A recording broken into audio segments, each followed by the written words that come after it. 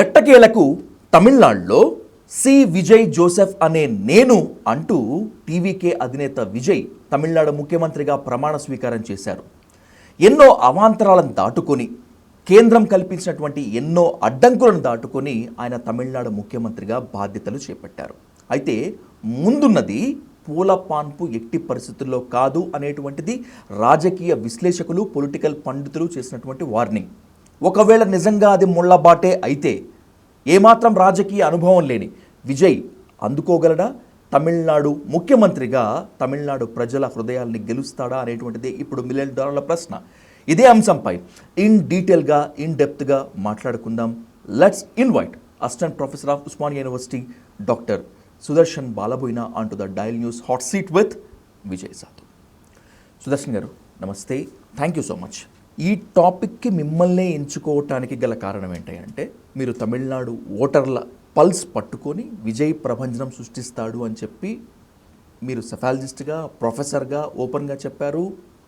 మీ survey నిజమైంది కాబట్టి first of all ప్రజలు మ్యాండేట్ ఇచ్చారు ఎంతో కొంత, కానీ గవర్నర్ మెజారిటీ లేదు అనేటువంటి అడ్డంకులు చూపి ఇంతకాలం ఆయన డ్రాగాన్ చేసుకుంటూ వచ్చాడు. ఇది కేంద్రం కల్పించినటువంటి అడ్డంకి అనుకోవాలా, లేకపోతే గవర్నర్ రాజ్యాంగబద్ధంగా నడుచుకున్నాడు అనుకోవాలా? అంటే వాస్తవానికి ప్రభుత్వాన్ని ఏర్పాటు చేయటానికి అవసరమైనటువంటి మ్యాండేట్ నంబరు విజయ్కి లేదు. ఇది అందరికీ తెలిసినటువంటి విషయమే. కానీ గత కొన్ని రోజులుగా నిజానికి ఎలక్ట్రానిక్ మీడియా, ప్రింట్ మీడియా ఎంతో కొంత రాజకీయాల పట్ల ఆసక్తి కలిగినటువంటి ప్రజలకు గతంలో ఎప్పటికంటే కూడా ఈసారి అంటే ఒక సీఎం కావాలి అని అంటే ఉండాల్సింది ఏంటిది, ఎట్లా చేయొచ్చు, గవర్నర్ రోల్ ఏంటిది అనేది చాలా పెద్ద ఎత్తున ప్రజలకందరికీ తెలిసిపోయింది. అయితే వాస్తవానికి ఏంటిది అని అంటే మెజారిటీ పార్టీ నాయకుడు లేదా మెజారిటీ పార్టీల సమూహముకి ఉండినటువంటి నాయకుడు ముఖ్యమంత్రిగా ప్రమాణ స్వీకారం చేయవచ్చు. అయితే ఇది 1960 అంటే ఇంకంతకంటే ముందు నెహ్రూ కాలం నుంచే ఈ ప్రాబ్లమ్స్ స్టార్ట్ అయినాయి. ఓకే, నిజానికి కేరళలో ఈఎంఎస్ గవర్నమెంట్ని కొలాప్స్ చేయటం లోపల నెహ్రూ, ఆ తర్వాత జమ్మూ అండ్ కాశ్మీరు, ఆ తర్వాత ముఖ్యంగా చాలా ప్రధానంగా 1977లో జనతా పార్టీ ప్రభుత్వం the first non Congress government form కావటానికంటే ముందు రాష్ట్రాల లోపల శూద్ర dominant caste become as a competitive power at regional level. So నిజానికి 70లకు వచ్చేసరికి తమిళనాడు కనిపిస్తుంది, 70లకు వచ్చేసరికి బీహార్ లోపల నాన్ బ్రాహ్మిన్స్ కనిపిస్తారు, మనకు కేరళ లోపల బ్రాహ్మిన్ రూల్లోకి వచ్చినప్పటికీ ఇది నాన్ కాంగ్రెస్ గవర్నమెంట్. దీంతో ఇందిరాగాంధీ ఏం మొదలుపెట్టింది అని అంటే ఎవరైతే కాంగ్రెస్ పవర్ని ఛాలెంజ్ చేస్తూ ఉన్నారో, అంటే ఇది మనం నార్మల్గా మాట్లాడుతున్నప్పుడు, కానీ నిజానికి ఏంటిది అని అంటే బ్రాహ్మిన్ పవర్ని ఎవరైతే ఛాలెంజ్ చేస్తూ ఉంటారో వాళ్ళపైన రీజనల్ పార్టీసే ఇవి ఛాలెంజ్ చేస్తున్నటువంటి వాళ్ళపైన ఇందిరాగాంధీ ఆ ప్రభుత్వాలని రద్దు చేయటం అనేటటువంటి ఒక మూమెంట్ని స్టార్ట్ చేయటం అనేది మనకు మొదలైంది. అది కేరళలో జరిగింది, బీహార్లో జరిగింది, తర్వాత మనకు తమిళనాడులో జరిగింది, ఆ తర్వాత 80ల తర్వాత ఇక్కడ మనకు ఆంధ్రప్రదేశ్ లోపల కూడా జరుగుతూ వచ్చింది.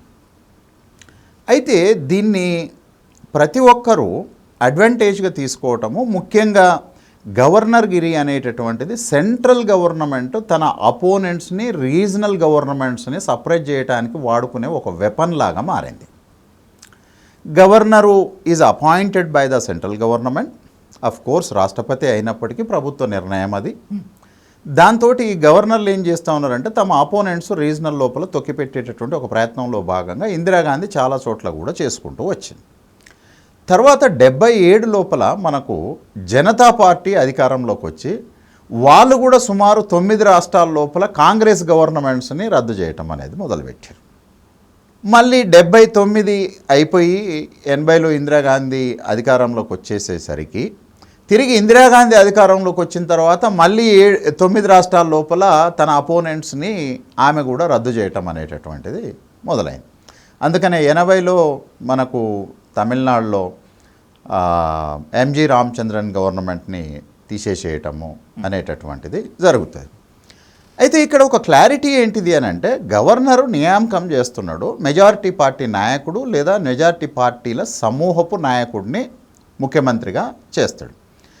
అయితే దీని ఎగ్జామినేషను పరీక్ష అనేటటువంటిది గవర్నర్ ముందు జరిగేటటువంటిది కాదు. ఇంతమంది మద్దతు నాకు ఉన్నది అని చెప్పటం ద్వారా ఆయన ఒక నిర్ణయం తీసుకొని డేట్ ఇస్తాడు అనమాట. అంటే ప్రమాణ స్వీకారానికి అవసరమైనటువంటి డేట్ ఇస్తాడు. If he believes that Vijay సాధుకు మద్దతు ఉంది అని అనుకుంటే డేట్ ఇస్తాడు. ప్రూవ్ చేయటం అనేటటువంటిది మెజారిటీ అనేది హౌజులనే జరగాలి, గవర్నర్ ముందు జరగటం అనేటటువంటిది కాన్స్టిట్యూషనల్ చెప్పేటటువంటి విషయం కాదు. Okay.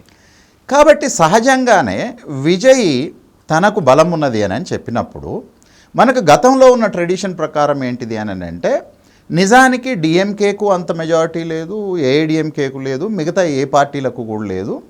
Biggest single majority party Vijay TVK మాత్రమే ఉన్నది. కాబట్టి సహజంగానే విజయ్ అడగకముందే ఆయన ఒక కమ్యూనికేషన్ జరపవచ్చు. గవర్నరు ఒక కమ్యూనికేషన్ జరిపి, మీరు ఒకవేళ ప్రూవ్ చేసుకోగలుగుతాను అని అనుకుంటే are you interested to form the government అని గవర్నర్ కూడా ముందుగానే అడగవచ్చు. కానీ గవర్నర్ అడగడానికంటే ముందుగానే విజయ్ ఫస్ట్ గవర్నర్ని మీట్ అవుతాడు.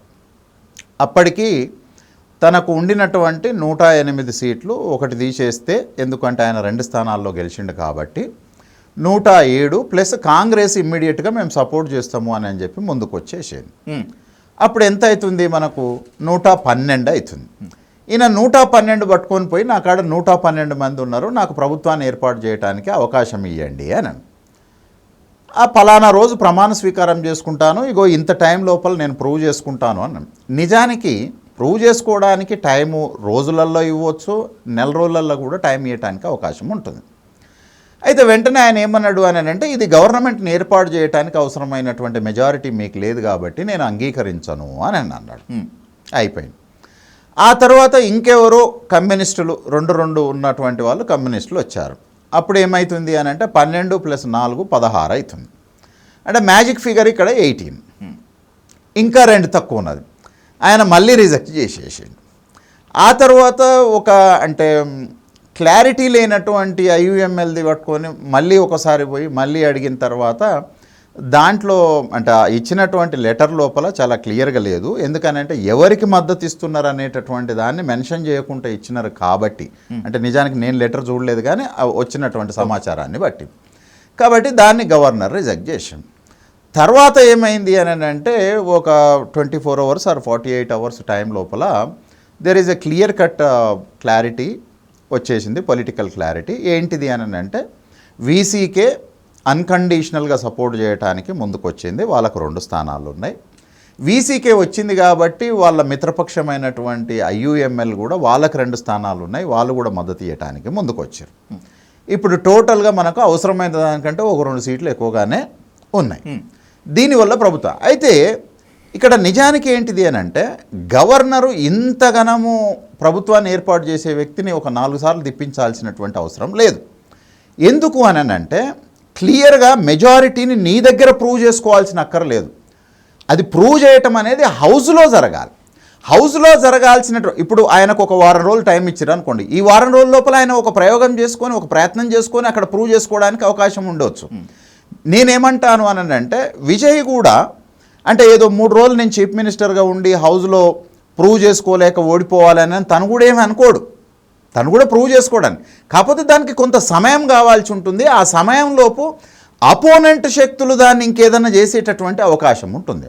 అయితే ప్రధానంగా ఇక్కడ నా ఉద్దేశం లోపల, కొద్దిమంది రాజకీయ విశ్లేషకుల ఉద్దేశం లోపల కూడా ఏంటిది అని అంటే, ఒకవేళ విజయ్గిన బీజేపీ సహకారం కోరి ఉంటే వాళ్ళ మిత్రపక్షమైనటువంటి ఏఐఎండిఎంకేలో నుంచే కొంతమందిని తీసుకొని వచ్చి చేయటము లేదు అని అంటే, మనం గతం లోపల చాలా సందర్భం బీహార్ లోపల ముఖ్యంగా చూసినాం, ఆర్జేడీకి సీట్లు ఎక్కువ వచ్చినాయి. కానీ మన ఆయన గత చీఫ్ మినిస్టరు ఎం కుమార్ ఆయన నితీష్ కుమార్కు సీట్లు తక్కువ ఉన్నాయి. సీట్లు తక్కువ ఉన్నటువంటి ఆయన చీఫ్ మినిస్టర్గా యాక్సెప్ట్ చేయబడ్డాడు. తర్వాత అఫ్కోర్స్ మళ్ళీ బీజేపీకి కూడా ఎక్కువ ఉన్నా కూడా నితీష్ కుమారే మళ్ళీ చీఫ్ మినిస్టర్గా ఆడ కొనసాగింది. ఇక్కడ కూడా ఒక అంటే ఇన్హరెంట్ కాన్స్పిరసీ ఏముండొచ్చు అని విజయ్ భావించిండు అని అంటే, ఒకవేళ ఏఐడిఎంకేని ఆహ్వానిస్తే 2 విషయాలు ఉన్నాయి. ఒకటి ఏంటిది అని అంటే, ఏఐడిఎంకేకు చీఫ్ మినిస్టర్ పోస్ట్ ఆఫర్ చేసి వీళ్ళు మద్దతు ఇవ్వాల్సి రావచ్చు, ఒక ప్రమాదకరం. రెండవ ప్రమాదకరం ఏంటిది అని అంటే, ఈవెన్ ఉప ముఖ్యమంత్రి ఇచ్చిన లేదా ఏఐడిఎంకే మద్దతుని విజయ్ తీసుకున్న ప్రజల లోపల ఇప్పటి వరకు విజయ్కు ఉండినటువంటి ఆ పాపులారిటీ అనేది కొంత సన్నగిల్లేటటువంటి అవకాశం ఉంటుంది. క్రెడిబిలిటీ ఎందుకు అని అంటే ఏఐడిఎంకే లేకపోతే విజయ్ చీఫ్ మినిస్టర్ అయ్యేటటువంటి పొజిషన్ లేదు అనేటటువంటిది ఈయన వీక్ పర్సన్ అనే, అంటే ఇప్పటి వరకు స్ట్రాంగ్ అనుకుంటారు ప్రజలు, కానీ వీక్ అనుకునేటటువంటి అవకాశం ఉంటుంది కాబట్టి ఒక విషయం. రెండవది, విజయ్ ఏం భావించొచ్చి ఉండొచ్చు అనంటే, ఒకసారి వాళ్ళని ప్రభుత్వంలోకి ఆహ్వానించి ఒకవేళ విజయే చీఫ్ మినిస్టర్ అయ్యి వాళ్లకు డిప్యూటీ చీఫ్ మినిస్టర్ ఆఫర్ చేసి లేదా ఒక 4-5 మినిస్టర్ పొజిషన్స్ ఆఫర్ చేసి వాళ్ళని తీసుకున్నా సరే, విజయ్ దీర్ఘ ఆలోచన ఏంటిది అని అంటే ఏఐడిఎంకేని మళ్ళీ బతికిచ్చినట్టు అవుతుంది. కాబట్టి ఏఐడిఎంకేని ఈ నిర్ణయంతో, అంటే తను బలహీనంగా ఉన్న క్షణాల్లో చేసుకునే ఒప్పందం వల్ల తిరిగి ఏఐడిఎంకేకు ప్రాణం పోసేది నేనే కాకూడదు అన్న ఉద్దేశంతో ఏఐడిఎంకే తోటి అలయన్స్లోకి రాలేదు. రెండవ విషయం ఏంటిది అని అంటే, ఏఐడిఎంకే తోటి కలిస్తే ప్రమాద తీవ్రత అనేటటువంటిది చాలా ఎక్కువగా ఉంటుంది. అంటే అది కేవలం ఏఐడిఎంకే నుంచి మాత్రమే వచ్చే ప్రమాద తీవ్రత కాదు, దాని వెనక ఉన్నటువంటి ఇంకొక పెద్ద జాయింట్ ఉంది కదా, దాని నుంచి వచ్చే ప్రమాదం ఉంటుంది. వాళ్ళు చేసే బ్లాక్మెయిల్కు విజయ్ తట్టుకోగలగటం కూడా చాలా కష్టమైనటువంటి పని. దానికంటే చాలా ఇంపార్టెంట్ ఏంటిది అని అంటే, ఎంతో కొంత విలువలకు కట్టుబడి ఉండినటువంటి ఐడియాలజికల్ పొలిటికల్ పార్టీస్ ఇవి. ఒకటి కమ్యూనిస్టులు ideological, they openly declared that we don't want anything else but we stand with the TVK to form the government, మేము దాంట్లో భాగంగాము అని చెప్పేసారు. తర్వాత వీసీకే కూడా ఏంటిది అని అంటే, యాక్చువల్గా వీసీకే మీద చాలామంది రాజకీయ విశ్లేషకులు, ముఖ్యంగా తెలుగులో ఉండినటువంటి సిపిఎం పార్టీ నుంచి వచ్చినటువంటి రాజకీయ విశ్లేషకులు, జర్నలిస్టులు చాలా తప్పుడుగా ప్రచారం చేస్తూ ఉన్నారు. అంటే వీసీకే పార్టీ చాలా నాటకాలు ఆడుతూ ఉన్నది అది. అరే, that is an ideological political party. మీరు నేను ఇద్దరం కలిసి సుమారు ఒక 20 ఏళ్ళుగా ఒక రాజకీయ సహకార ప్రయాణం చేస్తూ ఉన్నాం. సో దాన్ని ఏదో ఒక రకంగా ఒక కొలిక్కి తీసుకొని రావాలి అని అంటే there should be some dialogue. DMK ideological party, VCK ideological party. ఈ 2 ఐడియాలజికల్ పార్టీలు ఒక నిర్ణయానికి రావాలి అని అనుకున్నప్పుడు వాళ్ళ మధ్యన ఒక లాంగ్ 2 decades జర్నీ ఉన్నది కాబట్టి ఒక డిబేట్ జరగాల్సినటువంటి అవసరం ఉన్నది. రెండవది, రాంగ్ ఇంటర్ప్రిటేషన్స్ కూడా జరిగినాయి. ఏం జరిగినాయి అని అంటే, ఆయన ఉప ముఖ్యమంత్రి పదవి కోరుతా ఉన్నాడు తిరుమావలన్ గారు, తర్వాత తిరుచి ఈస్ట్ కాన్స్టిట్యున్సీలో ఆయన కంటెస్ట్ చేయాలని, అది వాళ్ళు ఎవ్వరూ ఎక్కడ చెప్పలేదు. పార్టీకి సంబంధించిన కార్యకర్తలు అక్కడిక్కడ ఏదో మాట్లాడారు. కార్యకర్తలు మాట్లాడినటువంటి విషయాన్ని నువ్వు తీసుకోలేవు. నువ్వు స్పోక్స్ పర్సన్ మాట్లాడితే తీసుకోవాలి, అధికార ప్రతినిధి మాట్లాడితే తీసుకోవాలి, లేదా ఒక ఎంపీ గెలిచిన ఎమ్మెల్యే స్థాయిలో ఉండినటువంటి వాళ్ళు మాట్లాడినటువంటి విషయాన్ని ప్రమాణంగా తీసుకొని మనం మాట్లాడటానికి అవకాశం ఉంటుంది. సో లేట్గా వచ్చినా సరే they decided that they finally, అంటే I have an great understanding with all these parties, particularly VCK party. Thirumavalavan garu చాలా స్ట్రాంగ్. ఆయనది ఎట్లా ఉంటుంది అని అంటే, బీజేపీని రైట్ వింగ్ ఫ్యాసిజాన్ని ఇండియా లోపల అడ్డుకోవటం లోపల ఆయన కృషి చాలా ఉంది. ఇండియా అనేటటువంటి ఒక కూటమి ఏర్పడటం లోపల ఆయన పాత్ర చాలా ఉన్నతమైనటువంటిది. ఇవన్నీ ఆలోచించుకునేటటువంటి క్రమం లోపల టైం అనేటటువంటి డ్రాగ్ అయింది. Finally the government has come forward. ఒకవేళ ఇంకొక 2-3 రోజులు గిన అటు ఇటు అయ్యి ఉంటే గవర్నర్ వైపు నుంచి 2 ప్రమాదాలు ఉండే. మొట్టమొదటి ప్రమాదం ఏంటిది అని అంటే 356 ఇంట్రడ్యూస్ చేసేటటువంటి ఛాన్సు ఉండవచ్చు. రెండవది ఏంటిది అని అంటే, విజయ్ పైన తీవ్రమైనటువంటి ఒత్తిడి జరిగి ఇటువైపు నుంచి, అంటే వీసీకేని రాకుండా ఇంకా మిగతా వాళ్ళని ఐయుఎంఎల్ని రాకుండా కూడా రకరకాలుగా ప్రయోగాలు చేసి దాని ద్వారా కేవలం విజయ్ ఏఐడిఎంకే మీదనే ఆధారపడి ఉండేటట్టు ఉంటే ఇక విజయ్ మన చేతుల్లో ఉన్నట్టు మనం ఆయనను పప్పెట్లాగా ఒక తోలుబొమ్మలాగా ఆడించుకోవచ్చు అనేటటువంటి అవకాశం ఉన్నది. అంటే నిజానికి ఏంటిది అని అంటే నా అభిప్రాయం లోపల ఐ మే బీ రాంగ్, నేనేమనుకుంటానున్నానంటే స్టాలిన్ హెల్ప్డ్ విజయ్ అనేది నా అంగీకారం. చాలా మందిలో ఉన్నటువంటి ఆఫ్ ద రికార్డ్ మాట ఇదే. ఎప్పుడైతే తన స్టాండ్ నేను బ్యాక్ స్టాబింగ్ చేయను, నేను విజయ్కి సహకరిస్తాను, విజయ్కి అడ్డుగోడలు సృష్టించను అని చెప్పటం మాత్రమే కాకుండా బీజేపీని ఎంటర్ కానివ్వకుండా స్టాలిన్ విజయ్కి దోహదపడ్డాడు అనేటువంటిది ఓపెన్గా మాట్లాడుకుంటున్నారు. మీకు కూడా ఆ అనుమానం ఉందా? అది ఉన్నది. అంటే ఎట్లా అంటే బహుశా అంత విశాలమైన హృదయంతో చేసి ఉండకపోవచ్చేమో కానీ context forced him to take this kind of position అనేది నా అభిప్రాయం. ఇప్పుడు జగన్మోహన్ రెడ్డి ఓడిపోతే బయటికి వెళ్ళలేదు, కేసీఆర్ ఓడిపోతే బయటికి వెళ్ళలేదు, కానీ స్టాలిన్ ఓడిపోయిన నియోజకవర్గానికి పోయి 3 గంటలు ప్రజల మధ్యన తిరిగి వచ్చేసి థ్యాంక్స్ చెప్పొచ్చాడు కదా, అంతకన్నా ఇంకేం కావాలి? ఏ నాయకుడు చేయలేదు ఇంతవరకు. అదొకటి.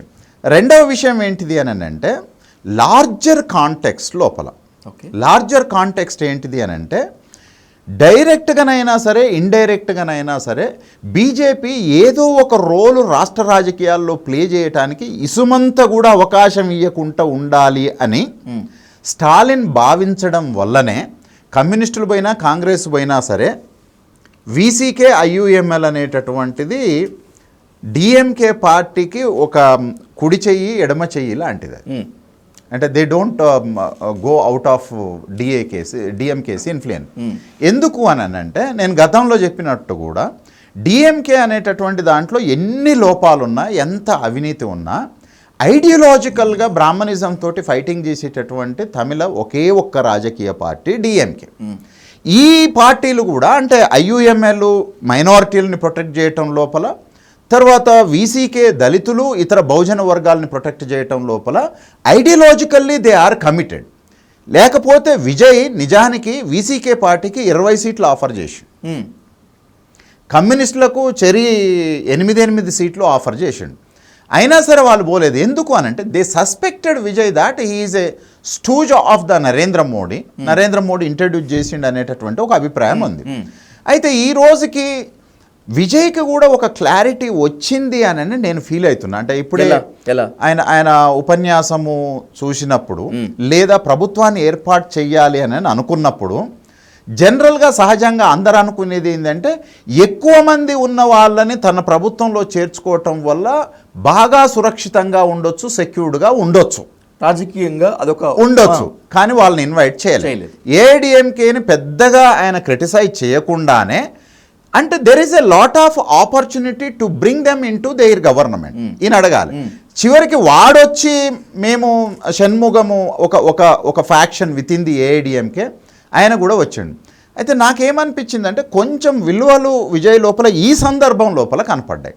ఎట్లా కనిపించినాయి అని అంటే వాళ్ళెవరు వచ్చి ఒక ఫ్రాక్షన్ చీలుకోనొచ్చి శివసేనలో ఎట్లయితే ఒక ఫ్రాక్షన్ చీలుకోనొచ్చి తనకు మద్దతుగా ఒక 20 మంది రావడానికి వచ్చినా సరే ఆ అపవాదుని నేను భరించొద్దు, అది ఒక మోరల్గా ఒక రకమైనటువంటి భూతం లాంటిది, ప్రజలకు తప్పుడు పోతుంది. విజయ్ దేనికైనా తెగబడి ముఖ్యమంత్రి పోస్ట్ కోసం దేనికైనా తెగబడి వాళ్ళని కూడా తీసుకున్నాడు, ఆ పార్టీని కూడా చీల్చండి. ఎందుకంటే ఏఐడిఎంకే సహజంగానే డామినెంట్ కాస్ట్ రిప్రజెంటేషన్ ఉండినటువంటి పొలిటికల్ పార్టీ.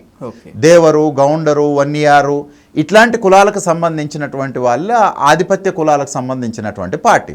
వాళ్ళ లోపల కూడా తను కొంత డిఫేమ్ అయ్యేటటువంటి అవకాశం ఉంటుంది. అది చేసే ప్రాపగండా వల్ల తనకు సహజంగా ఏర్పడినటువంటి మిత్రులైన దళితులు, స్త్రీలు, రైతులు వీళ్ళ నోషన్స్ లోపల కూడా ఒక రాంగ్ ప్రొజెక్ట్ అయ్యేటటువంటి అవకాశం ఉంటుందని చెప్పి అసలు వాళ్ళ కోసం ట్రైయే చేయలేదు. కమ్యూనిస్టుల దగ్గరికి పోయిండు, కాంగ్రెస్ దగ్గరికి పోయిండు, వీసీకే తోటి నెగోషియేట్ చేసిండు. ఐయుఎంఎల్ బాగా క్లోజ్ రిలేషన్షిప్ వీసీకే పార్టీతో ఉంటుంది, డిఎంకేతో కూడా కాదు. అంటే వాళ్ళనే నమ్ముకున్నాడు. నిజానికి వీళ్ళకు ఆ మాత్రం వెసులుబాటు ఉండటం వల్ల వాళ్ళని విజయ్ నమ్ముకోగలిగాడు. వీళ్ళకి ఆ మాత్రం లేకపోతే విజయ్ అల్టిమేట్గా ఏఐడిఎంకే వైపే చూడాల్సి వచ్చేది. ఈ ఉన్న కొంచెం దానికి వీళ్ళకు ఫ్రీడమ్ ఇచ్చి మీరు అనుకుంటే వెళ్ళండి అని అనటం లోపల స్టాలిన్ ఉద్దేశం ఏంటిది అని అంటే బీజేపీ ఇంటర్ఫియరెన్స్ని ఇక్కడ కంప్లీట్గా కొలాప్స్ చేయాలి. రెండవది స్టాలిన్ దీర్ఘాలోచన ఏంటిది అని అంటే this is the right time to kill the AIADMK అని అనుకుంటున్నాడు అని. అంటే ఏఐడిఎంకేను ఈ ఫేజ్ నుంచి పూర్తిగా తమిళ రాజకీయాల నుంచి అవాయిడ్ చేయవచ్చు. అప్పుడు స్టాలిన్కు ఉండే ఒక అవకాశం ఏంటంటే తనకు ఒక అపోనెంట్ మాత్రమే ఉంటాడు. విజయ్ తన అపోనెంటు, తను తనకు వ్యతిరేకంగా తను నిలబడి ఉంటాడు. సహజంగానే ఈ నిర్ణయం వల్ల ఏఐడిఎంకేని పిక్చర్ నుంచి గ్రాడ్యువల్గా డైల్యూట్ చేయొచ్చు. ఆ కారణం చేతనే స్టాలిన్ ఏమన్నాడు అని అంటే 6 నెలల వరకు మేము ఏం చేయము అని. దాన్ని కూడా రాంగ్గా ఇంటర్ప్రిట్ చేస్తున్నారు. ఆయన ఏమంటుండంటే ఒక ప్రభుత్వం ఏర్పడిన తర్వాత దాని మీద మోషన్ ఫార్వర్డ్ చేయాలి అని అంటే 6 నెలలు సహజంగా టైం అవసరం కాబట్టి 6 నెలల వరకు మేమేమీ సపోర్ట్ చేయము అని అన్నాడు. దాన్ని రాంగ్గా ఇంటర్ప్రిట్ చేస్తున్నారు. ఎందుకు అని అంటే ఇప్పుడు నేను అనుకునేది ఏంది అని అంటే అన్కండిషనల్ అనే పబ్లిక్ డొమైన్లో కమ్యూనిస్టులు, వీసీకే, ఐయుఎంఎల్ మాట్లాడినప్పటికీ బహుశా నేనేమనుకుంటాను అని అంటే ఫస్ట్ ఏంటిది అని అంటే అన్కండిషనల్ అనేది విజయ్ తోటి హిందుత్వాన్ని లేకపోతే బ్రాహ్మణికల్ బీజేపీని ఆపొచ్చు అనేది వాళ్ళ ఆబ్జెక్టివ్. రెండవది ఏంటిది అని అంటే ప్రభుత్వాన్ని ఒక వెల్ఫేర్ గవర్నమెంట్గా నడపటం లోపల రేపు వాళ్ళు పెద్ద ఎత్తున ప్రెజర్ చేసే అవకాశం ఉంటుంది. అందుకనే ఈరోజు ప్రమాణ స్వీకారం లోపల చాలా క్లియర్గా జనరల్గా ఎలక్షన్ మేనిఫెస్టోలో చెప్పిన వాటిని ఉన్న పలంగా ఈ డేటుకు ఇట్లా మేము అమలు చేస్తాము అని అందరూ చెప్పటం చాలా కష్టము. ఇచ్చిన హామీలన్నిటినీ ఎవరు అమలుపరచలేరు అనేది కూడా అందరూ అంగీకరించేటటువంటి వాస్తవం.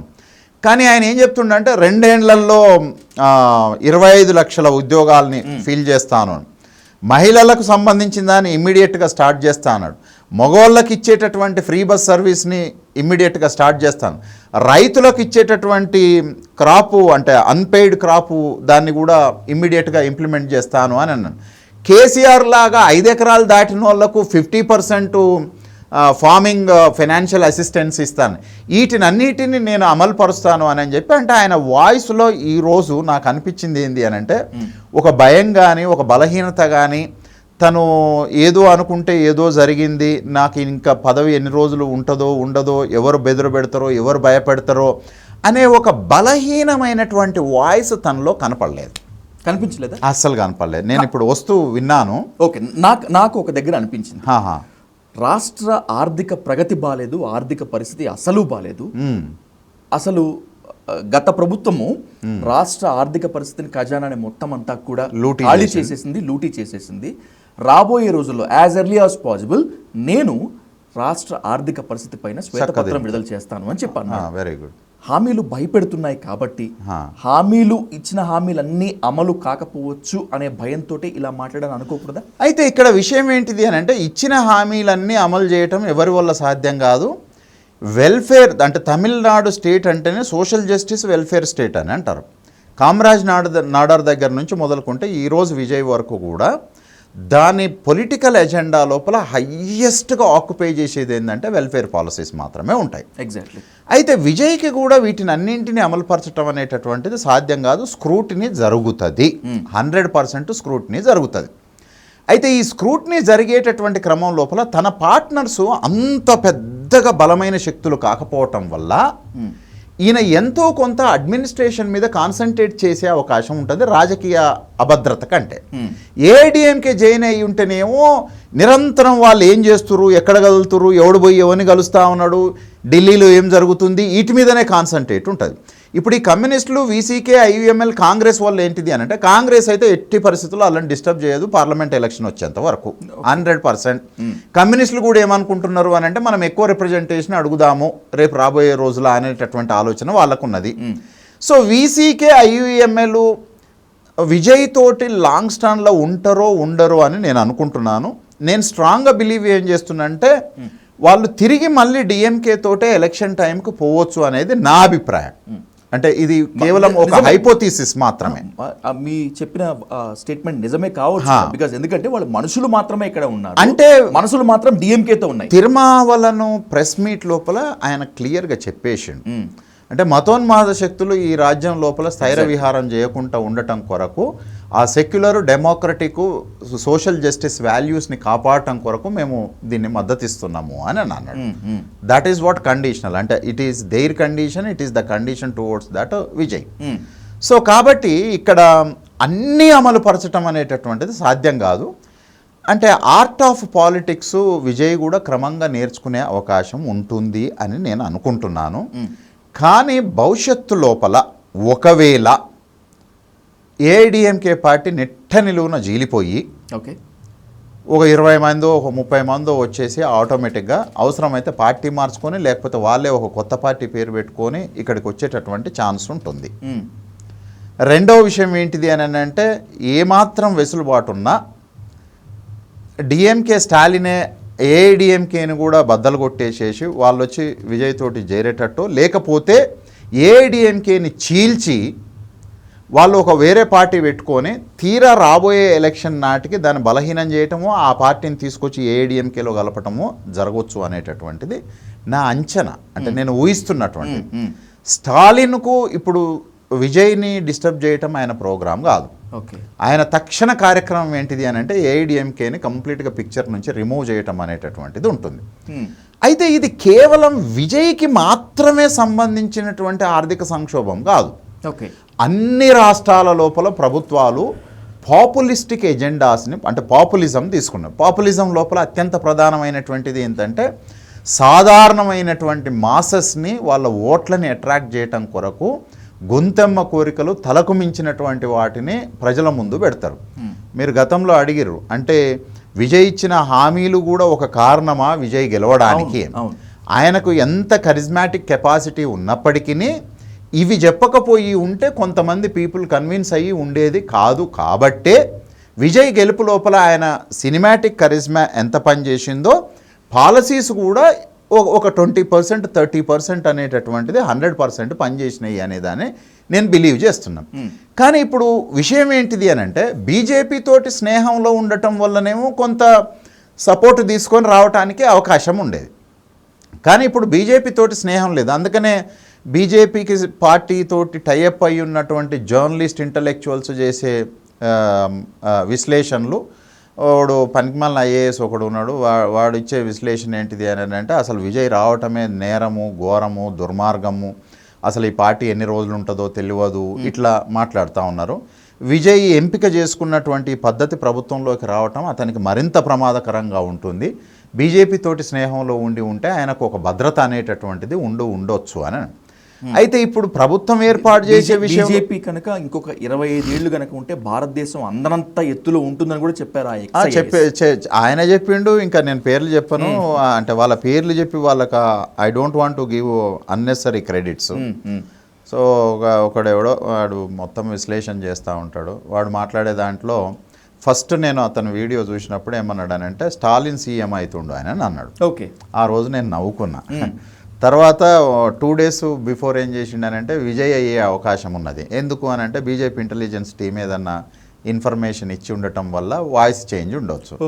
తర్వాత రిజల్ట్ వచ్చిన తర్వాత ఏం చేసిండనంటే విజయ్ బెస్ట్ చాయిస్ అనేటటువంటిది ఏఐడిఎంకే మాత్రమే, ఈ చిన్న చితకా పార్టీలు కాదు.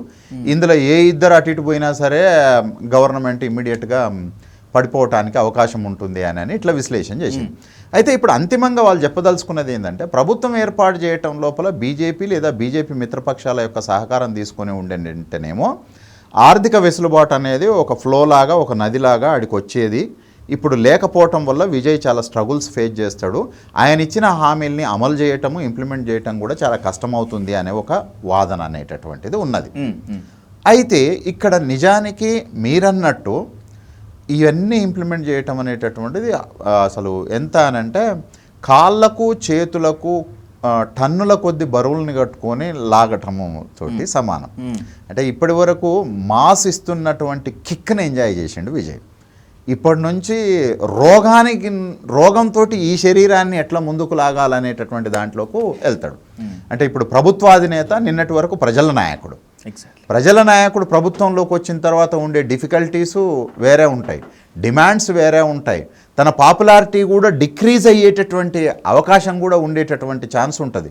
చెప్పిన మాటను చెప్పలేదు అనుకోండి, ADMK media houses, DMK media houses, BJP media social media houses మొత్తం తెల్లారి నుంచి విజయ్ దీంట్లో ఫెయిల్ అయ్యిండు, దాంట్లో ఫెయిల్ అయ్యిండు, అల్ల ఫెయిల్ అయ్యిండు, ఇళ్ళ ఫెయిల్ అయ్యిండు అని చాలా పెద్ద ఎత్తున వస్తుంది. But I don't know how he can అంటే ట్యాకిల్ దిస్ ఫైనాన్షియల్ క్రైసిస్ సిచ్యువేషన్ని ఎట్లా చేస్తాడో తెలియదు. కానీ నాకున్న ఆలోచన ఏంటిది అని అంటే, తమిళనాడుకు మంచి ఇన్కమ్ ఉంటుంది, అన్ని వైపుల నుంచి మంచి రెవెన్యూ ఉంటుంది. ముఖ్యంగా ఏపీ తెలంగాణ పోల్చుకుంటే నాకు తెలిసి జిఎస్డిపి ఎక్కువ అనుకుంటా. దాన్ని ఒక సిస్టమేటిక్గా ఆర్గనైజ్ చేస్తే ఉంటుంది. రెండోది, ఆయన ఎంత ఆర్థిక ఇబ్బందులు ఫేస్ చేస్తే అంత ఎత్తున బీజేపీని ఆయన క్రిటిసైజ్ చేయడానికి అవకాశం ఉన్నది. ఒకటి. రెండవది ఏంటిది అని అంటే, ఈ రాష్ట్రాన్ని అప్పుల కుప్పగా ఎక్కువ కాలం పెట్టింది మొత్తం కూడా డిఎంకే పార్టీ అని చెప్పి ప్రజల్ని కన్విన్స్ చేయాలి అని అనుకుంటుండు. అయితే ఒక్కొక్కసారి ఏమవుతుంది అని అంటే, ఇంట్లో మీ భార్య మా కంపెనీలో బాగా జీతము ఇవ్వటం ఇబ్బంది అయింది అని అంటే, నువ్వు కంపెనీని రీజన్గా ఇంట్లో పిల్లానికి చెప్తే భార్య వినదు. భార్య ఎంతసేపటికి నువ్వు కుటుంబాన్ని ఎట్లా చూస్తున్నావు, పిల్లల్ని ఎట్లా చూస్తున్నావు అనేది 100% జరుగుతుంది. అయితే ఆయన కొంత ఆలోచనలో ఉండొచ్చు, అంటే పొలిటికల్గా ఇటువైపు బీజేపీని అటువైపు డిఎంకేని రెండింటిని కొట్టాలి అంటే శ్వేతపత్రం అనేది బహుశా నాకు తెలిసి ఆయన ఆలోచన కాదు, ఒక ఇంటలెక్చువల్ టీం వర్కౌట్ చేస్తున్నది తనకి. అంటే నాకు వేరే వాళ్ళు ఇన్ఫర్మేషన్ ఇచ్చారు, స్పీచ్లో ఏం మాట్లాడాలి, ప్రీ పోలు పోస్ట్ పోలు వాటిల్లో కూడా ఏం మాట్లాడాలి అంటే వాయిస్ చాలా కాన్ఫిడెన్స్గా చెప్తున్నాడు. శ్వేతపత్రం అనేది ఇక్కడ రేవంత్ రెడ్డి కూడా మాట్లాడిండు. తర్వాత 30-40 ఏళ్ళ ఎక్స్పీరియన్స్ ఉన్న తెలుగుదేశం పార్టీ నాయకుడు చంద్రబాబు నాయుడు కూడా ఎన్నికల లోపల రాష్ట్రాన్ని మొత్తం దివాలా తీయించిండు, ఇగో ఇది పరిస్థితి అని చెప్పిండు. అంటే ఇప్పుడు ప్రతి రాజకీయ పార్టీ ఎవరైతే అధికారంలోకి వస్తారో వాళ్ళకంటే ముందున్న వాళ్ళు మొత్తము ఆర్థిక వ్యవస్థని దివాలా తీసిండ్రు, వాళ్ళ వల్లనే మేము ఇది చేయలేకపోవచ్చు అని చెప్పడానికి అవసరమైన ఒక ప్రిపరేషన్ని చేసుకుంటున్నారు.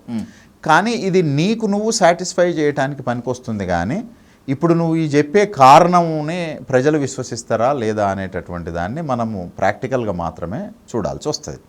అంటే నిన్ను సాటిస్ఫై చేసుకుంటున్నావు, నేను ప్రజలకు ఆన్సర్ ఇస్తున్నా, ఇది మొత్తం దివాలా తీయించిర్రు కాబట్టి కష్టమవుతుంది, మీరు కొంచెం ఓపికతోటి ఉండాలి, కొద్ది సమయాన్ని వెయిట్ చేయాలి, నేను చెప్పినటువంటి వాటిని అన్నిటిని ఇంప్లిమెంట్ చేస్తా కానీ మీకు ఓపిక అవసరము అని చెప్తున్నాడు. కానీ ఆకలయ్యేటోడికి నేను ఇప్పుడు పంట కోస్తా ఉన్నాము, మనం పంట వచ్చిన తర్వాత ఖచ్చితంగా మనం బిర్యానీ వండుకుందాము అని అంటే ఆగేటటువంటి అవకాశము ఎట్టి పరిస్థితుల లోపల ఉండదు.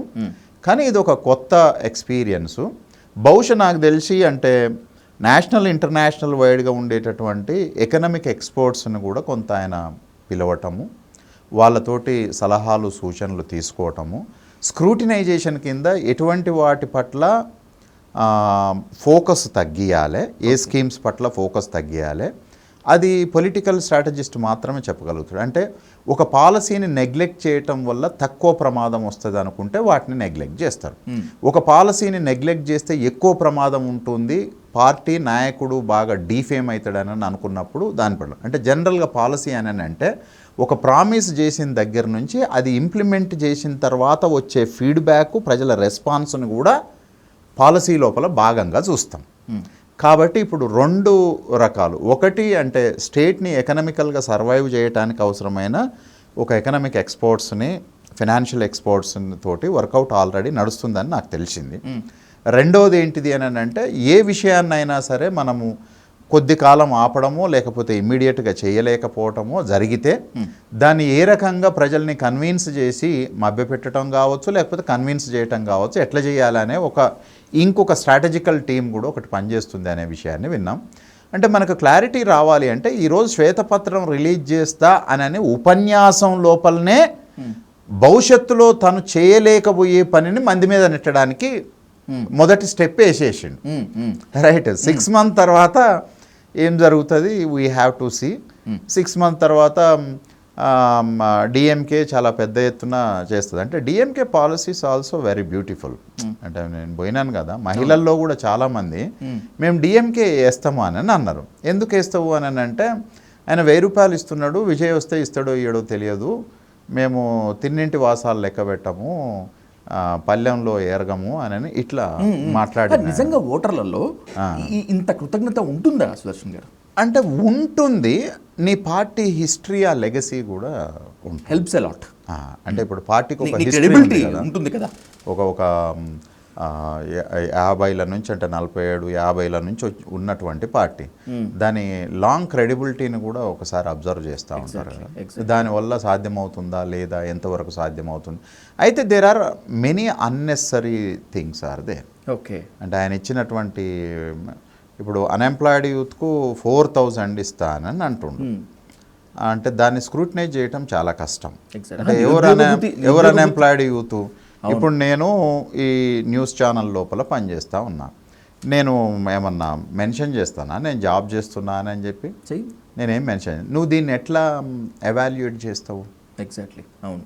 ఎవాల్యుయేట్ చేయడానికి కారణం ఏంటి? గవర్నమెంట్ జాబ్ కూడా కాదుగా. చాలా ప్రైవేట్ కంపెనీలు వాళ్ళు పేరోల్స్ లోపల అసలు చూపించరు. పేరోల్స్ చూపించరు. పేరోల్స్ చూపించని దాన్ని నువ్వు ఎంప్లాయ్ అని చెప్పి రికగ్నైజ్ చేయడానికి ఎట్లా ఛాయిస్ ఉంటుంది? సో కాబట్టి ఇవన్నీ కొత్తవి రావచ్చు. ఇంకొక ప్రమాదము డిఎంకే నుంచి ఏముంటుంది అని అంటే, యువకుల్ని తిరిగి రెచ్చగొట్టడము, వాళ్ళల్లో ఒక అసంతృప్తిని రేకెత్తించడానికి ఈ పాలసీ ఎంత అట్రాక్టివో అంత డేంజర్ కూడా అయ్యి ఉండే అవకాశం ఉంటుంది. అసలు ఎక్కడ ఇండియా మొత్తంలో నిరుద్యోగ భృతి ఇచ్చినటువంటి దాఖలా లేదు. అది ఇవ్వటం కూడా ఒక పెద్ద కష్టసాధ్యమైన హామీ కదా సుదర్శన్ గారు. అంటే చాలా మంది ప్రామిసెస్ ఇచ్చి, అంటే దేశం ఆ పరిస్థితుల్లో ఉంది. అంటే ఇయ్యాల్సి, అంటే హామీనైనా సరే ఇయ్యాలి. అంటే నువ్వు నిరుద్యోగ వృత్తి ఇచ్చినా ఇవ్వకపోయినా సరే హామీ అయినా ఇవ్వాల్సినటువంటి పరిస్థితికి ఈ దేశ ఆర్థిక వ్యవస్థ నెట్టబడ్డది. It is not the problem of that political party, it is the problem of this country. Okay. అంటే నిజానికి దేశపు ఆర్థిక పరిస్థితి సక్రమంగా ఉంటే హామీ అనేది పుట్టుకొని రాదు అని నా అభిప్రాయం. హామీ పుడుతుంది అని అంటే మన దగ్గర ఎట్లయితే తెలంగాణలో దుబాయ్ నేను దుబాయ్ పోయినాను కదా. దుబాయ్ పోతే చూస్తే అంటే ఒక్కొక్క క్యాంప్ లోపల, లేబర్ క్యాంప్ లోపల 5,000 మంది 10,000 మంది ఉంటారు. లేబర్ క్యాంప్ ఎంట్రన్స్ చూస్తే జైల్ లాగా ఉంటుంది. మొత్తం ఎలక్ట్రానిక్ ఫెన్సింగు, లోపలికి ఎంటర్ కావటానికి ఐరిష్ టెక్నాలజీ, కార్డు చూపెట్టాలి, లోపలికి పోవాలి. పోయేటప్పుడు అవుట్ సైడర్స్ వస్తే మొబైల్ ఫోన్స్ డిపాజిట్ చేయాలి. కొంచెం అనుమానం వచ్చినా లేబర్ తోటి మాట్లాడుతుండే. నేను బయట ఒక క్యాంప్ బయట హోటల్లో ముందు మాట్లాడుతుంటే వాళ్ళు, సార్ ఇక్కడ మాట్లాడితే ఇంటెలిజెన్సీ ఉంటుంది, ఇబ్బంది అవుతుంది, మిమ్మల్ని రూమ్లోకి తీసుకుపోతాం మా బ్రదర్ అని చెప్పి, ఆ తర్వాత నేను మీకు వివరాలన్నీ చెప్తాను సార్ అని. ఓకే. ఇంత అంటే మొత్తం లేబర్ అంతా తమిళనాడు, తెలంగాణ, బీహారు, రాజస్థాను, ఒడిస్సా. హయ్యెస్ట్ పాపులేషను తమిళనాడు, తెలంగాణ వాళ్ళు అక్కడ ఉంటారు. మన దగ్గర సిటీసీ మార్కెటు, తర్వాత సెల్ ఫోన్లు అమ్మే మార్కెట్, అది హైదరాబాద్ జగదీష్ మార్కెట్లో ఉన్నట్టు దుబాయ్లో కూడా ఒక మార్కెట్ ఉంటుంది. ఆ ఏరియాలో ఎక్కువ మలయాళీస్ ఉంటారు. వాళ్ళు మలయాళీస్ అంతా చిన్న చిన్న షాపులు పెట్టుకొని వ్యాపారం చేయటము అదంతా కనిపిస్తుంది. సో హ్యూజ్ మైగ్రేషన్ ఉన్నది అక్కడ నుంచి. బాంబేకి మైగ్రేషన్ ఉన్నది, తర్వాత దుబాయ్కి, ఖతర్కు ఈ పెద్ద ఎత్తున మైగ్రేషన్ ఉన్నది. సో ఈ కారణం వల్లనే అక్కడ చాలా పెద్ద ఎత్తున ఒక అన్ఎంప్లాయ్మెంట్ ఉంది. నువ్వు ఆ అన్ఎంప్లాయిడ్కు ఏదో ఇస్తానని హామీ ఇవ్వకపోతే that may become as a increasing crime rate. ఎంతో కొంత ఇవ్వకపోతే అది క్రైమ్ రేటు పెరిగే అవకాశం ఉంది. అది మహిళల మీద ఎఫెక్ట్ అవుతుంది. మనం గతంలో మాట్లాడినప్పుడు చెప్పినాను, స్త్రీలు విజయ్ని ఈరోజు కూడా ఆయన ప్రస్తావించండు. ఆయన స్త్రీలు ప్రస్తావించండు, దళితులు ప్రస్తావించండు, యువకులు, రైతులు, ఇంకా ఏదో వర్గాలు, 5 వర్గాలను ఆయన ప్రస్తావించి వీళ్ళ వల్ల నేను ఈరోజు ఇక్కడ ఉన్నా, ఇది విజయం కాదు, ఇది ప్రజల విజయం అనేటటువంటి విషయాన్ని చెప్పిండు. అంటే అఫర్మేటివ్ యాక్షన్స్ని rich class, elite class intellectuals always ఏం చేస్తారంటే ప్రభుత్వానికి బర్డెన్ అని చెప్తూ ఉంటారు.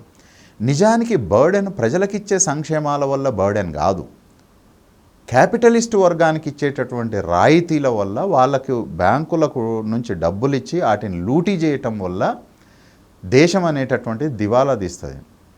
నేను సింపుల్గా ఏమంటానంటే, నువ్వు ఒక దగ్గర ఒక కంపెనీకి రాయితీలు ఇచ్చినావు, ఒక 500 కోట్ల రాయితీ. 500 కోట్ల రాయితీలతోటి నువ్వు ఎన్ని ప్రభుత్వ పథకాలను నడపడానికి అవకాశం ఉంటుంది? దాని మీద నువ్వు అంత పెద్ద ఎత్తున పెడుతున్నావు. అంటే rich class, capitalist bourgeoisie class, upper కాస్ట్కు సంబంధించినటువంటి క్లాసు రాజకీయ నాయకులు, మేధావులు ఈ పథకాల మీద పడి పేదోడికి ఇచ్చేటటువంటి చిన్న చిన్న వాటి పట్ల వ్యతిరేకతను తీసుకొని వచ్చి చివరికి మనం కూడా ఈడ కూర్చొని ఈ పథకాలు బర్డెన్ అవుతుంది. పథకాలు బర్డెన్ కావు అనేటటువంటిది నా అభిప్రాయం. ఓకే, లోతుగా మాట్లాడాలని అంటే ఈ పథకాలు ఏవి బర్డెన్ కాదు. అవినీతిని, పెట్టుబడిదారి వర్గము, ఆధిపత్య కులాలు ప్రజల సొమ్ముని, ప్రకృతిని దోసుకొని తినేటటువంటి దాన్ని, సహజ సంపదను దోసుకొని తినేదాన్ని ఆపగలిగితే మనము ఏ ప్రభుత్వ పథకాలని ఆపాల్సినటువంటి అవసరం లేదు. సో దొరలు, భూస్వాములు, ఆధిపత్య కులాలు ఇప్పుడంతా పేదోళ్ళు బెనిఫిట్ అయ్యే పాలసీస్కు వ్యతిరేకంగా మాట్లాడుతాడు. వాడు రెడ్డి ఉంటాడు, రావు ఉంటాడు, శర్మ ఉంటాడు, వాడు రిజర్వేషన్లు బీసీలకు ఇవ్వద్దు అని మాట్లాడతాడు. ఇంకోడు పెట్టుబడిదారుడు ఉంటాడు, రేవంత్ రెడ్డి, విజయ్ ఫ్రీ బస్సు ఇస్తే ఆర్థిక వ్యవస్థ ఎంత చిన్నాభిన్నం అయిపోతుంది అని మాట్లాడుతూ ఉంటారు. అంటే రిచ్ క్లాసు జర్నలిజంలో ఉన్న, ప్రొఫెసర్గా ఉన్న, పొలిటీషియన్గా ఉన్న, లేకపోతే పొలిటికల్ కామెంటేటర్గా ఉన్న, they take the voice towards in favour of the rich class. నిజానికి ప్రజలకిచ్చే పథకాల వల్ల ఆర్థిక వ్యవస్థలు విధ్వంసం కావు. దీన్ని అమెరికా, ఇంగ్లాండు, నియోలిబరల్ ఎకానమీసు, ఈవెన్ మనకు వెనిజువెలాది చాలా పెద్ద ఉదాహరణ. అంటే అక్కడ కేవలం ఉచిత పథకాల వల్లనే ఆర్థిక వ్యవస్థ మొత్తం ధ్వంసమైంది అని అక్కడ ఒక మనిషిని పెట్టి ఆమె మాట్లాడుతున్న దాన్ని ప్రపంచ మీడియా అంతా కూడా ప్రచారం చేసింది. నిజానికి కారణం అది కాదు. అక్కడ ఉన్నటువంటి సహజ సంపదలు వ్యక్తుల చేతుల్లోకి రావడం వల్ల, తీసుకొని రావటం కొరకు జరిగినటువంటి ఒక ఉన్మాదపు చర్య. అంటే ఈ నియో క్యాపిటలిజమే ఆర్థిక వ్యవస్థను మొత్తం ధ్వంసం చేసి దీనివల్ల జరిగింది అని అంటారు. అంటే ఇప్పుడు ప్రొలిటేరియట్ క్లాస్కి, దళిత మైనారిటీ వర్గాలకు ఆర్గానిక్ ఇంటలెక్చువల్స్ చాలా తక్కువ ఉంటారు. అంటే ఉన్నత వర్గాల మేధావులు విశ్లేషణ చేసేదాన్ని కౌంటర్ చేయగలిగేటటువంటి ఒక ప్రొడక్టివిటీ లేకపోవటం వల్ల కింది వర్గాల మనుషులు కూడా ఏమనుకుంటారనంటే ఈ పథకాల వల్లనే ఆర్థిక వ్యవస్థ అంతా ధ్వంసం అవుతుంది అని అనుకుంటారు. నిజానికి కారణాలు అవి కాదు. ప్రజల కామన్ సంపద, అడవులు, గనులు, నీళ్లు, సముద్రాలు ఇవన్నీ ప్రైవేటు వ్యక్తులకు ఇవ్వటం వల్ల నీ ఇన్కమ్ తగ్గిపోతున్నది. నువ్వు ఇన్వెస్ట్ చేయాల్సినటువంటి సంక్షేమ పథకాలు అట్నే ఉంటున్నాయి, పెద్దగా ఏం పెరగట్లేదు, వాటిల్లో పెరుగుదల ఏం లేదు. కానీ నువ్వు కోల్పోతున్న రెవెన్యూ నంబర్లో ఎక్కువ ఉంటుంది, పర్సంటేజ్లో డిక్రీజ్ అవుతూ వస్తూ ఉంది. సో దానివల్ల ఈ ప్రమాదం జరుగుతున్నది. అందుకంటే ఇప్పటికిప్పుడు ఉన్న పలంగా విజయ్ వచ్చి ఒక సోషలిస్ట్ రాజ్యంలాగా మార్చి దాన్ని ఏదో సేవ్ చేసి దాంట్లో నుంచి బయటపడేస్తాడు అని నేను అనుకోను. కానీ సేఫ్ సైడ్లో ఉండటం కొరకు రాబోయే రోజుల్లో చేయలేనటువంటి పనిని ముందే తన అపోనెంట్స్ మీదకి నెట్టేసి తను సాటిస్ఫై అవుతాడు, కానీ ప్రజలను అయితే సాటిస్ఫై చేయలేడు ఆ విషయం లోపల అని అంటున్నాను. రైట్. ఒక ఇంపార్టెంట్ ప్రశ్నతో ముగిస్తాను సుదర్శన్ గారు. టైం స్టార్ట్ అయ్యింది, ఇది బిగినింగ్, న్యూ ఎరా, ఒక సోషల్ సెక్యులర్ టైం స్టార్ట్ అయింది అని చెప్పి పర్టికులర్గా చెప్పారు. ఎగ్జాక్ట్లీ విజయ్. అలా స్టార్ట్ అయిందా, స్టార్ట్ అవ్వనిస్తారా? ఇంకా క్లియర్ కట్గా చెప్పాలంటే బీజేపీ అంత ఉదాసీనంగా ఉంటుందా? ఎట్టి పరిస్థితుల్లో ఉండే అవకాశం లేదు. ఆల్రెడీ ఒక ఎఫర్ట్ గవర్నర్ ద్వారా సీరియస్గా మొదలుపెట్టారు. అంటే ఏం చేసైనా కూడా వీళ్ళని రానియొద్దు అనేటటువంటి దాన్ని బీజేపీ ఉన్నది. అయితే స్టాలిను, తిరుమావలను వాళ్ళు కూడా చాలా స్ట్రాటజిక్గా బీజేపీని ఓడించాలి అని అంటే అనివార్యంగా మనం ఇప్పుడు విజయ్కి మద్దతు ఇవ్వటం తప్ప వేరే అవకాశం లేదు అని అనుకున్నారు. అయితే ఒకటేంటిది అని అంటే మీరన్నట్టు ప్రమాణ స్వీకార ఉపన్యాసం లోపల కూడా ప్రీపోల్ కైండ్ ఆఫ్ ఆ టోను ఇంకా క్యారీ అయింది. అంటే మన రేవంత్ రెడ్డిని కూడా నేను ఊర్లలో అంటే నేను ఎటు పోయినా సరే నేను ఎంక్వైరీ చేస్తూ ఉంటాను. వరంగల్ జిల్లాలో గణపురం ఆ ప్రాంతంలోకి పోతే ఒక దగ్గర కూర్చొని సర్పంచ్ ఎలక్షన్స్ అప్పుడు మాట్లాడుతూ ఉంటే అటు టీ స్టాల్ దగ్గర రైతులంతా కూర్చున్నారు. రైతులు మాట్లాడుతూ అసలు వీడు మాటలు తగ్గిస్తే బాగుంటుంది సార్ ఫస్ట్ అని. అంటే రోజు తొండలు వదిలిపెడతా, గుడ్లు వదిలిపెడతా, ఇవన్నీ అంటే నువ్వేమనుకుంటున్నావు అంటే ప్రజలు కన్విన్స్ అవుతారు అని అనుకుంటున్నావు. అంటే ఏవగింపు కూడా వచ్చే అవకాశం ఉంటుంది ఖచ్చితంగా. అంటే నువ్వు prepoll speech is not really suitable to continue after taking the power in to your hand. అవును. నువ్వు నెల రోజులు మాట్లాడతావు, 2 నెలలు మాట్లాడతావు ముందు వాళ్ళని మీద నెట్టేయటానికి, కానీ 3 నెలలు 4 నెలల తర్వాత ప్రజలు అరే ఎన్ని రోజులు మాట్లాడతావా ఊకే వాని గురించి, వాడు చేయలేకపోయిండనే నిన్ను తీసుకొచ్చి అడ కూర్చోబెడితిమి. అవును. నువ్వు వచ్చినాక కూడా ఊకెమ్మ పొద్దాక వాని పేరే చెప్పుకుంటా కూర్చుంటానని అంటే కుదరదు అని తన క్రెడిబిలిటీ డిక్రీజ్ అయ్యేటటువంటి అవకాశం కూడా ఉంటుంది. కాకపోతే నేను స్ట్రాంగ్గా ఏం బిలీవ్ చేస్తూ ఉన్నాను అంటే రాబోయే పార్లమెంట్ ఎలక్షన్ వరకు 100% ఎంతో కొంత వీలైనంత ఎక్కువగా ఈ పథకాల ద్వారా ప్రజల్ని సంతృప్తిపరిచేటటువంటి ప్రయత్నం చేస్తాడు అని జనరల్గా దీన్ని యుటిలిటేరియన్ పాలిటిక్స్ అని అంటాం. ఓకే. తృప్తిపరచటం అంటే ఎక్కువ మందిని తృప్తిపరచటం ద్వారా నీ రాజకీయాలని ఎక్కువగా సర్వైవ్ చేసుకోవటానికి అవకాశం ఉంటుంది. ఈ యుటిలిటేరియన్ పాలిటిక్స్ పాలసీలో చాలా క్లియర్గా కనపడుతుంది. యుటిలిటేరియనిజం అంటే సింపుల్గా చెప్పాలి అని అంటే అత్యధిక ప్రజల అత్యధిక ఆనందాన్ని కల్పించటం యుటిలిటేరియనిజం. అందుకనే ఈయన 5 ఎకరాల లోపోళ్ళని పెట్టిండు, 5 ఎకరాల పైనోళ్ళని పెట్టిండు, రైతుల్ని పెట్టిండు, స్త్రీలను పెట్టిండు, విద్యార్థుల్ని పెట్టిండు, పాఠశాలను పెట్టిండు, ఇంకా చాలా అంటే వీలైనంత ఎక్కువ మందిని తృప్తిపరిచేటటువంటి యుటిలిటేరియన్ పాపులిస్టిక్ పాలసీ దాని లోపల ఉన్నది. శత్రువులను తగ్గించగలిగేటటువంటి ఎజెండా దాంట్లో ఉంది, కానీ ప్రాక్టికల్గా ప్రాగ్మాటిక్గా అది ఎంతవరకు సాధ్యం అవుతుంది. అయితే దీన్ని నెట్టడానికి ఆయన బలాన్ని పార్లమెంట్ ఎలక్షన్ వరకు గుంజుతాడు అని నేను అనుకుంటున్నాను. ఓకే. నేను చాలా బలంగా విశ్వసిస్తున్నా. వన్స్ పార్లమెంట్ ఎలక్షన్ ఫినిష్ అయిన తర్వాత ప్రభుత్వ పథకాల విషయం లోపల రేషనలైజేషన్ అనేటటువంటిది స్టార్ట్ అవుతుంది. అంటే కేసీఆర్ 2వసారి ముఖ్యమంత్రి అయిన తర్వాత స్కీమ్స్లో రేషనలైజేషన్ స్టార్ట్ అయింది. రాజశేఖర్ రెడ్డి 2వసారి ముఖ్యమంత్రి అయిన తర్వాత ప్రభుత్వ పథకాల లోపల రేషనలైజేషన్ స్టార్ట్ అయింది. ఇక నాయుడు గారిది అయితే ఆయన ప్రపంచ బ్యాంకు జీతగాడే, ఆయన కాడ మనం స్కీమ్స్ గురించి పెద్దగా ఆలోచించవద్దు. కానీ మీరు ఇంతకుముందు ఒక మాట అన్నారు చూడండి, అంటే ఈ పథకాలు చూస్తే ఇట్లా అంటే చంద్రబాబు నాయుడు లాంటి వరల్డ్ బ్యాంకు ఏజెంట్ కూడా ఈ పాపులిస్టిక్ స్కీమ్స్ని కంటిన్యూ చేయాల్సినటువంటి పరిస్థితికి నెట్టివేయబడ్డాడు.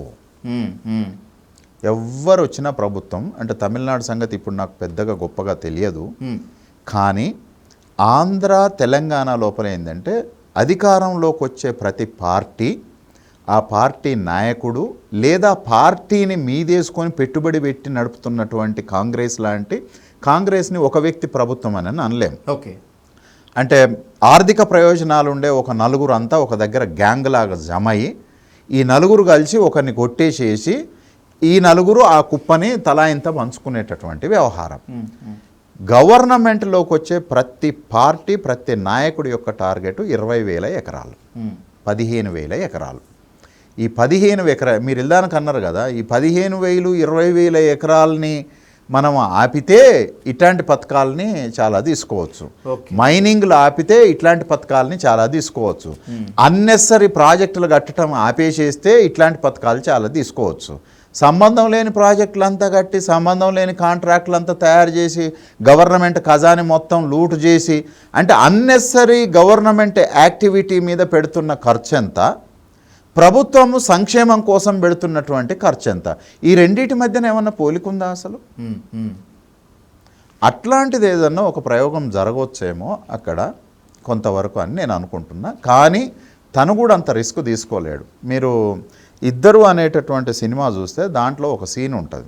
ఏంటిది అని అంటే ఒక సెకండరీ గ్రేడ్ నాయకుడు ఆయన డిఎంకేలో ఉండి అక్కడ అసంతృప్తి చెంది తర్వాత వచ్చి ఎంజీఆర్ దగ్గర జాయిన్ అవుతాడు.